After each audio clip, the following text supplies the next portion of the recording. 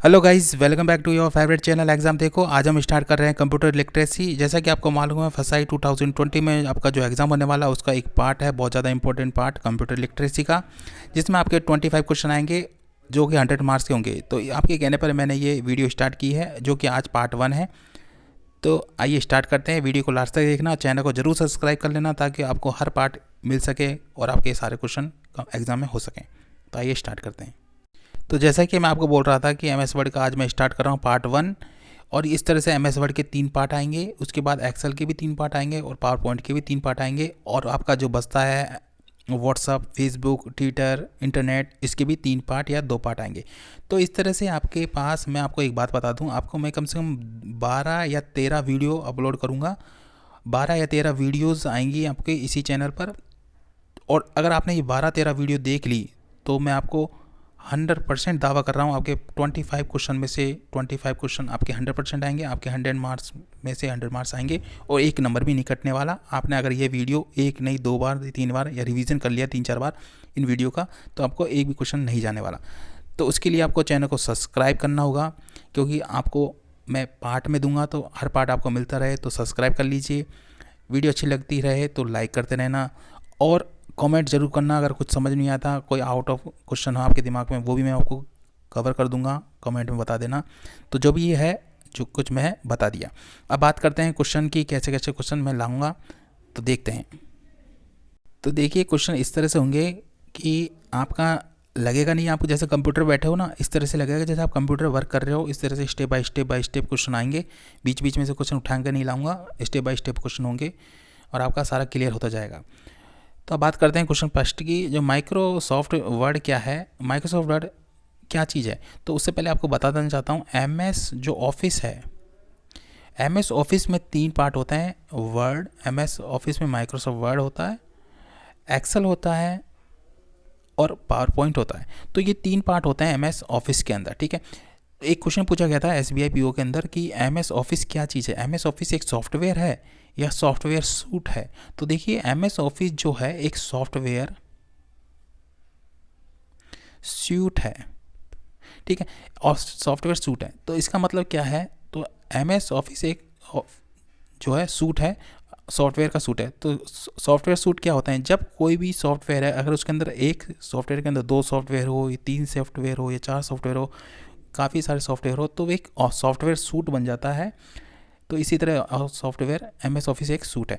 अगर कोई अकेला सॉफ्टवेयर, जैसा कि एक्सेल जो है, ये एक सॉफ्टवेयर है, क्योंकि अकेला इसके अंदर कोई सॉफ्टवेयर नहीं है। लेकिन एम एस ऑफिस एक 3 है इसके अंदर, तो एम एस सूट जो सॉफ्टवेयर सूट होगा, ठीक है। इस समझ में चुके होंगे मैं क्या कहना चाहता हूँ। अब क्वेश्चन पे आते हैं, माइक्रोसॉफ्ट वर्ड क्या है। देखिए, हिंदी इंग्लिश दोनों में है, आप टेंशन मत लीजिएगा। देखिए, माइक्रोसॉफ्ट वर्ड क्या है। तो माइक्रोसॉफ्ट वर्ड जो है एक ऑपरेटिंग सिस्टम है, वर्ड प्रोसेसिंग से प्रोग्राम है, माइक्रोसॉफ्ट विंडो है, या इनमें से कोई नहीं है। तो देखिए, एम एस वर्ड जो है एक वर्ड प्रोसेसिंग प्रोग्राम होता है। आपका आंसर बी है। अगर आपको आंसर आते हैं तो आपको बहुत अच्छा है, उसको पहले करिए, मुझसे बताने से पहले करिए। अगर नहीं आता तो मेरे क्वेश्चन बताते ही, आपको आंसर बताते ही आपको याद करना है। तो एम एस माइक्रोसॉफ्ट वर्ड जो एक वर्ड प्रोसेसिंग प्रोग्राम है। नेक्स्ट क्वेश्चन देखते हैं। क्वेश्चन नंबर 2 है, एम एस वर्ड की विशेषता क्या होती है। तो एम एस वर्ड में आप देखिए, स्पेलिंग चेक कर सकते हैं, ग्राफिक्स को देख सकते हैं, और ये इस तरह से आपका दोनों आंसर होगा। नेक्स्ट क्वेश्चन है, मैं थोड़ा फास्टली चलूँगा क्योंकि काफ़ी सारे क्वेश्चन हैं। अगर धीरे धीरे चला तो आपको बहुत टाइम लगेगा और वीडियो भी लंबी हो जाएगी, आप बोर भी हो जाओगे, देखोगे भी नहीं, मुझे मालूम है। छोटी वीडियो हर कोई देखता है और ज़्यादा मैटर हो छोटी वीडियो के अंदर तो बहुत ज़्यादा यूज़फुल होती है, इसी बेस पे मैं बना रहा हूँ। एम एस वर्ड को रन कमांड के द्वारा खोलने के लिए क्या टाइप करोगे। अगर एम एस वर्ड को आपको खोलना है तो क्या करोगे, आपको यहाँ पर विनजिप करना होगा। आपका आंसर होगा विनजिप। आप करने से आपका एक विनजिप कमांड डालते ही आपका एम एस वर्ड ओपन हो जाएगा। I am sorry for background noise. Next question है, वर्ड, एम एस वर्ड को ओपन करने पर कितनी स्क्रीन विंडोज़ आपको दिखाई देती है। तो एम एस वर्ड को आप ओपन करोगे तो आपको कितनी विंडो दिखाई देगी, आपको 2 विंडोज़ दिखाई देगी जब आप इसको ओपन करते हो तो। नेक्स्ट क्वेश्चन है, 5th क्वेश्चन है, एम एस वर्ड में बनाई गई फाइल को किस नाम से जाना जाता है। एम एस वर्ड में अगर आप कोई फाइल बना रहे हो तो वो किस नाम से बाय डिफ़ॉल्ट सेव हो जाती है, तो वो होता है डॉक्यूमेंट्स। और अगर आपके ऑप्शन में डॉक्यूमेंट फर्स्ट हो तो आपका आंसर डॉक्यूमेंट फर्स्ट भी होगा, क्योंकि एक ही चीज़ें दोनों, बस फर्स्ट सेकंड। अगर आप कोई, ठीक है, क्वेश्चन नंबर 6 है कि पेज सेटअप कमांड की सहायता से आप किनको बदला जा सकता है, किनको बदला जा सकता है पेज सेटअप की बाय हेल्प से। तो margin, page size, colour, page source and layout को आप बदल सकते हैं। तो आपका आंसर होगा सी, ये सबको बदल सकते हैं पेज सेटअप के थ्रू। फिर क्वेश्चन है कार्य क्षेत्र को मापने के लिए, वर्क एरिया को नापने के लिए किस बार का यूज किया जाता है, मतलब वर्क एरिया को अपनाना किस टूल बार का यूज करेंगे। तो इसके लिए आपको टास्क बार की ज़रूरत पड़ेगी। टास्क बार में आप जो भी का वर्क एरिया है उसको मापने के लिए, मतलब उसको मेज़र करने के लिए, वर्क एरिया को मेज़र करने के लिए टास्क बार होती है। 8 क्वेश्चन है MS ऑफिस, MS वर्ड 2007 में फाइल को खोलने, सेव करने, बंद करने के लिए कौन सी कमांड होती है। तो MS वर्ड 2007 में आपको होम जो है उसमें आपका फाइल को ओपन करना, सेव करना एंड क्लोज करने के लिए ऑप्शन होते हैं, होम आपका आंसर है। नेक्स्ट क्वेश्चन है 9, किस कमांड के द्वारा डॉक्यूमेंट को प्रिंट करने से पूर्व देखा जा सकता है। मतलब कोई भी आपको अगर डॉक्यूमेंट प्रिंट करना है तो प्रिंट देख करने से पहले आप देखना चाहते हो किस तरह का प्रिंट होगा, तो आप प्रिंट प्रीव्यू में आपको वो मिलेगा। तो ऑप्शन सी इसका राइट आंसर है। नेक्स्ट क्वेश्चन है कोई भी वर्ड है, सेलेक्टेड लाइन है, उसको बोल्ड करना है आपको। तो इसके लिए आपको Ctrl+B का यूज़ करना होगा। एक ये शॉर्टकट की है Ctrl+B। इसमें किस तरह से होता है, जैसे मैंने लिखा है जय, तो ठीक है मैंने अपना ये मैंने लिखा जय, ठीक है। जैसे ही मैं ये जय लिख देता हूँ और मैं कमांड डालता हूँ Ctrl+B वाली, तो ये जय है बोल्ड हो जाएगा। तो इस तरह से ही मोटा मोटा हो जाएगा, जिस तरह से आपको मैं अब लिख रहा हूँ इस तरह से हो जाएगा, मतलब ये बोल्ड हो गया, ठीक है। इसके बाद है नेक्स्ट क्वेश्चन अंडरलाइन और इटालियन। तो इसका नेक्स्ट क्वेश्चन इसमें ही होगा, तो मैं आपको उसी में बता दूंगा। देखिए क्वेश्चन आ चुका है, सेलेक्टेड लाइन को अंडरलाइन करने के लिए कौन सी शॉर्टकट की है। तो अंडरलाइन करना है Ctrl+U। अंडरलाइन मतलब जय लिखा, अंडरलाइन, ये अंडरलाइन हो गया, ठीक है। इसके बाद है डबल अंडरलाइन करने के लिए, सेलेक्टेड लाइन को डबल अंडरलाइन करने के लिए कौन सी शॉर्टकट की है। तो डबल अंडरलाइन करना है आपको, मतलब जैसे मैंने जय लिखा, एक अंडरलाइन ये हो गया। डबल अंडरलाइन के लिए मतलब 2 अंडरलाइन करने के लिए आपको कंट्रोल के साथ शिफ्ट दबाना है, शिफ्ट के साथ यू दबाना है, तो ये आपका डबल अंडरलाइन हो जाएगा। एक और आता है इटालियन। इटालियन करने के लिए आपको क्या होता है, इटालियन करने के लिए Ctrl+I लिखना होता है। इटालियन में क्या होता है, जैसे मैंने जय लिखा है ना, तो जैसे ही Ctrl+A करेंगे तो आप ये जय इस तरह से होगा, इस तरह से, मतलब तिरछा तिरछा सा हो जाएगा इस तरह से, ठीक है, इटालियन में। नेक्स्ट क्वेश्चन देखते हैं। एक रेफरेंस है जो डॉक्यूमेंट के एक भाग की सूचना को दूसरे भाग में दिखाता है। मतलब डॉक्यूमेंट का कोई पार्ट है, उसकी सूचना मतलब इन्फॉर्मेशन को दूसरे भाग में दिखाएगा। तो इसके लिए क्या होता है, क्रॉस रेफरेंस यूज होता है। देखिए क्रॉस रेफरेंस में आपके कोई भी डॉक्यूमेंट है उसकी सूचना को दूसरे भाग में दिखाएगा। हाइपरलिंक्स आपका बता दूंगा आगे। तो क्रॉस रेफरेंस आपका आंसर होगा। नेक्स्ट क्वेश्चन है सेलेक्टेड लाइन को लेफ्ट अलाइनमेंट करने के लिए कौन सी शॉर्टकट की यूज़ होती है। लेफ्ट अलाइनमेंट करने के लिए आपको Ctrl+L, इसमें कुछ भी नहीं है, Ctrl+L पे ध्यान दीजिए। लेफ्ट है तो Ctrl+L। यही अगर राइट पूछता, राइट अलाइनमेंट करने के लिए क्या होता है, कंट्रोल के साथ आपको R दबाना था, तो ये राइट अलाइनमेंट हो जाएगा। लेफ्ट अलाइनमेंट के लिए Ctrl+L है। नेक्स्ट क्वेश्चन है पैराग्राफ या लाइन को सेंटर अलाइन करने के लिए। देखिए राइट और लेफ्ट मैंने बता दिया, यहाँ पे पूछा सेंटर लाइन करने के लिए क्या करना होगा। तो यहाँ पे सेंटर लाइन करने के लिए आपका आंसर होगा Ctrl+E। सेंटर अलाइनमेंट हो जाता है Ctrl+E के लिए, ठीक है। तो ये आपका आंसर होगा। नेक्स्ट क्वेश्चन देखते हैं। तो देखिए नेक्स्ट क्वेश्चन है, ये इस पर ध्यान मत देना, ये गलत लिख दिया है, नंबर गलती हो गई है, तो इस पर ध्यान ना दीजिए। ये पार्ट में बनाई गई थी वीडियो थे, ये पार्ट में बनाई गई स्लाइड थी, तो इसलिए से इस तरह से नंबर गलत हो रहे हैं, तो इस पर ध्यान मत देना। नेक्स्ट क्वेश्चन ही है आपका, उसके बाद जो आपका 15वां क्वेश्चन था उसके बाद ये 16वां क्वेश्चन है। तो MS वर्ड 2010 का पहला मेन्यू कौन सा। तो MS वर्ड 2010 जो आया है MS वर्ड में, आपका पहला मेन्यू जो होता है वो क्या होता है। तो इसमें जो आपका पहला मेन्यू होता है वो होता है फाइल। आपका आंसर होगा फाइल। और ये आपका अभी फ़िलहाल में पूछा गया क्वेश्चन है MS वर्ड्स 2010 का, तो फाइल आपका आंसर होगा। आपको MS वर्ड 2010 का आपका पहला मेन्यू फाइल होता है।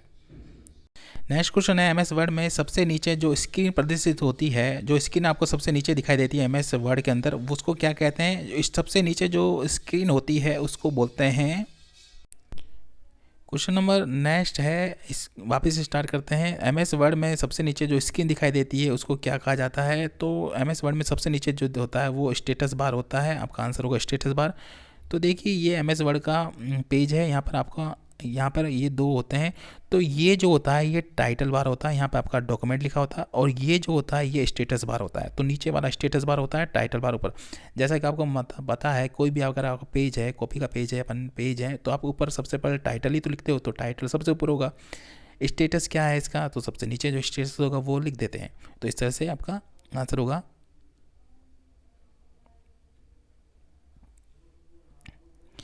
क्वेश्चन नंबर नेक्स्ट है, एम एस वर्ड में सबसे ऊपर दिखाई देने वाला को क्या कहते हैं? देखिए मैं बात कर रहा था उसी, तो ये होगा टाइटल बार जो होता है आपका सबसे ऊपर होता है। फिर नेक्स्ट क्वेश्चन है, फुटनोट और एंड नोट का उपयोग किसके लिए किया जाता है? फुटनोट और एंड नोट जो होता है किसके लिए किया जाता है? देखिए फुटनोट और एंड नोट जो होता है, फुट का मतलब हो गया नीचे है, तो पैर सबसे नीचे है, तो फुटनोट भी नीचे होता है। ठीक है, फुटनोट और एंड नोट नीचे होते हैं।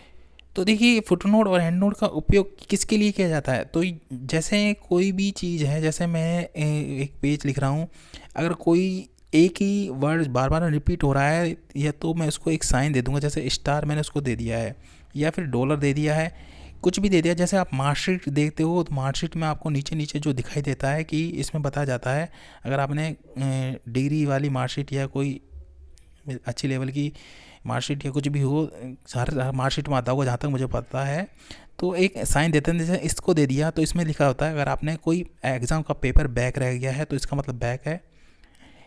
डॉलर या कुछ भी होता है तो इसका मतलब आपका पेपर आप फेल हो चुके हो एक पेपर में, या फिर कुछ भी साइन दे देता है कुछ भी। और जैसे ही आपके मार्क्स आते हैं, जैसे 90, 20, और आप इस पेपर में फेल हो, तो यहाँ पर एक स्टार दे देता है वो, इस 90 के साथ स्टार देता था। इस स्टार का मतलब आपको नीचे बताया जाता है कि आप ये फुट नोट में देख लीजिए स्टार का मतलब क्या है। तो स्टार का मतलब आपका बैक लग चुका है एक पेपर में। तो इस तरह से होता है फुट नोट एंड नोट। अब बात करते हैं फुट नोट एंड नोट का उपयोग किया किस लिए जाता है? तो ये रेफरेंस के लिए किया जाता है। आपका आंसर होगा रेफरेंस के लिए किया जाता है। नेक्स्ट क्वेश्चन है, ग्राफिक आपकी सूचना और विचार का दृश्य प्रेजेंटेशन है। तो जो आपका जो ग्राफिक्स होते हैं, तो देखिए एक बात बता दूँ, एम एस वर्ड के अंदर ग्राफिक्स नाम का कोई भी वर्ड नहीं होता, कहीं पे आपको ग्राफिक्स नहीं मिलता। और ये जो ग्राफिक्स होता है ये वर्ड आर्ट में आपको मिलता है। समझ में आ गया? वर्ड आर्ट में आपको मिलता है। सॉरी, वर्ड आर्ट में नहीं, माई मिस्टेक, ये वर्ड आर्ट में नहीं मिलता। इसका आंसर ये नहीं होगा, इसका स्मार्ट आर्ट में मिलता है। थोड़ा गलत हो गया, उसके लिए आई एम सॉरी। ये वर्ड आर्ट में नहीं, स्मार्ट आर्ट में मिलता है ग्राफिक्स।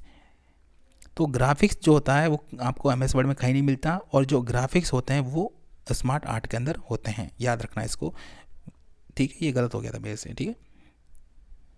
नीचे क्वेश्चन है, नेक्स्ट क्वेश्चन है कि सेलेक्टेड लाइन का राइट अलाइनमेंट करने के लिए कौन सी शॉर्टकट की? जैसा मैं अभी बताया था, राइट अलाइनमेंट करना है, Ctrl+R। नेक्स्ट क्वेश्चन है, सेलेक्टेड लाइन को जस्टिफाई करने के लिए, जस्टिफाई करना है आपको, कौन सा अलाइनमेंट्स का शॉर्टकट की क्या होगा? जस्टिफाइड करने के लिए Ctrl+J। तो देखिए राइट अलाइनमेंट के लिए Ctrl+R है, लेफ़्ट अलाइनमेंट के लिए, लेफ़्ट के लिए L है, जस्टिफाई के लिए J है। ठीक है, इस तरह से आपका याद रखना है। Go to command, next question है, गो टू कमांड की सहायता से डॉक्यूमेंट में को दिए गए स्थान पर भेजा जा सकता है। गो टू कमांड में जैसे ही आप गो टू कमांड डालोगे, जैसे आप गो टू कमांड डालोगे, जैसे आपने कोई पेज ओपन किया है, इसमें आपने पेज लिखा है, ठीक है, ठीक है, ये पेज लिखा है आपने, और गो टू कमांड का मतलब क्या है? जैसे कोई, जैसे मैंने लिखा है एग्ज़ाम देखो, तो मैंने एग्ज़ाम देखो की जगह देखा लिख दिया, और इसको कंप्यूटर ने पकड़ लिया कि देखा गलत है। तो जैसे मैं इस गो टू कमांड पे डालूँगा, तो मैं इस वर्ड पे गो टू कमांड में हम पहुंच जाएंगे। गो टू कमांड डालूंगा, गो टू कमांड में क्या करूँगा, मैं यहाँ पे लिख दूँगा देखो। तो जय देखो लिखूँगा या देखा लिखूँगा, तो ये जो कर्सर है, मेरा जो कर्सर होगा वो यहाँ पर आ जाएगा, और वो टिप टिम टिम करने लगेगा। तो मतलब मेरा यहाँ डायरेक्ट इस पेज में आ जाएगा। इतने बड़े पेज में मैं कहाँ ढूंढूंगा इसको खुद?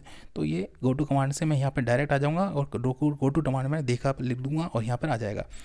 तो इस तरह से यहाँ पर जाएगा। तो इसमें ये क्वेश्चन यही पूछा गया है कि जैसे ही गो टू कमांड आप प्रेस करते हो तो डॉक्यूमेंट में का स्थान भेजा जाता है, तो जो कर्सर होता है वो गो टू कमांड डालने पर है वो पहुंच जाता है उसी जगह पे जहाँ पे आपको जाना है। तो कर्सर आपका वहाँ पे पहुंच जाता है और आपको करेक्शन कर सकते हो। और गो टू कमांड में आप कितने वर्ड्स डाल सकते हो, 40 वर्ड्स तक आप गो टू कमांड में डाल सकते हो, ये भी याद रखना है। नेक्स्ट क्वेश्चन है, एक विषय सूची जो डॉक्यूमेंट में अपने संबंधी रेफरेंस पेज के साथ उपस्थित होता है। तो इसको अगर आपकी विषय सूची कोई भी, जैसे आपने कोई भी बुक पढ़ी होगी, कोई बुक है तो सबसे जो वाला पेज होता है वो इंडेक्स होता है। तो इंडेक्स के बारे में पूछा है, ये विषय सूची मतलब जिसके बारे में बताया जाता है कि आपका ये बुक है, इसमें आपके ये चैप्टर होंगे, इसमें से ये टॉपिक होंगे, इस तरह से इंडेक्स होता है। वही पूछा है कि विषय सूची में आपका जो होता है इंडेक्स होता है। नेक्स्ट क्वेश्चन है, अंतिम कमांड के प्रभाव को नष्ट करने की कौन सी कमांड की जाती है।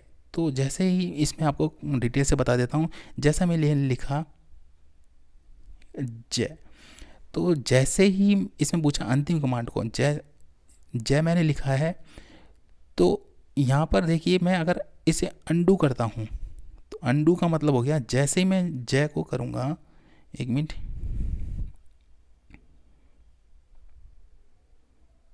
जैसे ही मैं अंडू करूँगा तो जैसे ही अंडू करूँगा तो ये जो वाला है ये गायब हो जाएगा अंडू करने पर। अब अगर मैं रीडू करूँगा तो ये जो है वापस आई दिखाने लग जाएगा। तो कहने का मतलब ये अंडू करने पर ये आई गायब हो जाएगा, केवल जे ए रह जाएगा, और रीडू करूँगा तो वापस आई आ जाएगा। तो इसमें यही क्वेश्चन पूछा गया है कि अंडू और रीडू का। तो इसको मैं बता रहा हूँ आपको कि इसमें बोला है कि अंतिम कमांड मतलब आई वाला, इसको प्रभाव को नष्ट करने के लिए आपको अंडू करना होगा। अंडू करेंगे तो आपका ये आई गायब हो जाएगा। और इसी के बाद क्वेश्चन बनता है, अगर आपको ये अंडू कर दिया और आपको वापस ये आई देखना है तो आपको क्या करना होगा, रीडू करना होगा। तो रीडू करने पर आपको वापस आई दिखाई देना चाहिए। अंडू रीडू आपको समझ में आ चुका है। एक क्वेश्चन ये आया था SBI PO में कि अगर आपने किसी वर्ड को अंडू कर दिया है तो आप उसको रीडू कर सकते हैं। तो यस, हम उसको रीडू कर सकते हैं। और एक बार क्वेश्चन बैंक में ही बना था कि अगर आपने रीडू कर दिया है तो मतलब बिना अंडू के रीडू कर सकते हैं, तो बिना रीडू के अंडू नहीं कर सकते। मतलब दोनों की जरूरत पड़ेगी। अगर आप रीडू करोगे तभी अंडू कर सकते हो, नहीं सॉरी, अंडू करोगे तभी रीडू कर सकते हो, अगर अदरवाइज नहीं कर सकते। नेक्स्ट क्वेश्चन है, किसी कमांड की सहायता से पूरे डॉक्यूमेंट को सेलेक्ट किया जा सकता है। तो पूरे डॉक्यूमेंट को सेलेक्ट ऑल से कर सकते हैं, ये तो हर कोई जानता होगा। और इसकी शॉर्टकट की जो होती है पूरे को सेलेक्ट करने के लिए, इसकी शॉर्टकट Ctrl+A, ठीक है, Ctrl+A। नेक्स्ट क्वेश्चन है, किस कमांड की सहायता से किसी भी टेक्स्ट या ग्राफिक्स को स्थायी रूप से हटाया जा सकता है या डिलीट किया जा सकता है। तो इसकी हम कह सकते हैं डिलीट किया जा सकता है। और एक और बात है कि जब किसी फाइल को डिलीट किया जाता है तो वो रिसाइकिल बिन में चली जाती है, और रिसाइकिल बिन में जाने के बाद उसको हम वहाँ से भी डिलीट करना होता है। अगर कोई फाइल है उसको हम परमानेंट डिलीट कर रहे हैं तो Ctrl+D का यूज़ करते हैं। परमानेंट डिलीट मतलब Ctrl+D अगर आपने कमांड डाल दी है Ctrl+D करके, तो जो फाइल आपने डिलीट की है वो रिसाइकिल बिन में नहीं जाती है, और वो आपको डायरेक्ट आप उसको वापस रिस्टोर नहीं कर सकते, परमानेंट डिलीट हो जाती है Ctrl+D से। और आप डिलीट करते हो तो वो इस तरह से। नेक्स्ट क्वेश्चन है, अपने टेक्स्ट को इंडेंट देने के लिए आप टैब में पैराग्राफ ग्रुप में डिक्रीज इंडेंट, इंक्रीज इंडेंट का यूज़ कर सकते हैं। तो डिक्रीज और इंक्रीज इंडेंट किधर आते हैं, ये जो हमें मिलते हैं इंडेंट जो होते हैं वो होते हैं होम के अंदर। तो आपका आंसर होगा होम, ठीक है। नेक्स्ट क्वेश्चन है, फ़ॉन्ट डायलॉग बॉक्स को प्रदर्शित करने के लिए किस की का यूज करते हैं। तो अगर आपको डायलॉग बॉक्स लाना है तो इसकी Ctrl+D आपको करना होगा, और ये डायलॉग बॉक्स आ जाएगा, छोटा सा डायलॉग बॉक्स आ जाएगा Ctrl+D करते ही। इसकी शॉर्टकट की है, ठीक है, याद रखना, डायलॉग बॉक्स की कई बार पूछी गई है। इसके बाद नेक्स्ट क्वेश्चन है, डॉक्यूमेंट बनाने के लिए विभिन्न प्रकार के विकल्पों की आवश्यकता होती है। अगर आपको डॉक्यूमेंट बनाना है तो देखिए MS वर्ड में डॉक्यूमेंट बनते हैं। डॉक्यूमेंट बनाने के लिए माइक्रोसॉफ्ट वर्ड की आवश्यकता होती है। आपका आंसर होगा C, माइक्रोसॉफ्ट वर्ड। तो ये था वीडियो चलेगी तो लाइक करना और चैनल को सब्सक्राइब कर लेना, क्योंकि इसका जो सेकंड पार्ट है वो जल्दी आ जाएगा, आज या कल या परसों तक। तो चैनल को सब्सक्राइब जरूर कर लेना, क्योंकि ये वीडियो बहुत ज़्यादा यूज़फुल है आपकी एग्ज़ाम के लिए। Thank you so much video last तक देखने के लिए, धन्यवाद। मिलते हैं नेक्स्ट वीडियो में।